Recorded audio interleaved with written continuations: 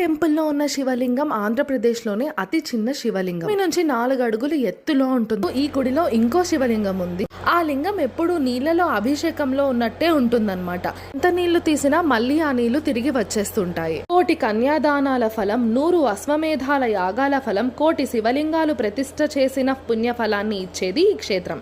గౌతమి నదీ తీరాన కోటిపల్లిలో కొలువై ఉన్న రాజరాజేశ్వరి సమేత సోమేశ్వర స్వామి వారి ఆలయం. విష్ణు, రుద్ర, బ్రహ్మ, మహేశ్వర, రామ తీర్థము అని ఇలాంటి నదులు 1,000 సంఖ్యలో అనేకం అంతర్గతంగా ప్రవహిస్తున్న కారణంగా ఈ గుడిని 1,000 తీర్థ క్షేత్రం అని కూడా పిలుస్తారు. ఇంద్రుడు తాను చేసిన పాపాలు పోగొట్టుకోవడానికి కోటీశ్వర లింగాన్ని ప్రతిష్ఠించాడని, రాజరాజేశ్వరి సమేతుడైన సోమేశ్వరుణ్ణి చంద్రుడు ప్రతిష్ఠించి తన పాపాలు పోగొట్టుకున్నాడని, భూదేవి సమేతుడైన సిద్ధి జనార్దన స్వామి వారిని కశ్యప ప్రజాపతి ప్రతిష్ఠించాడని, ఇక్కడ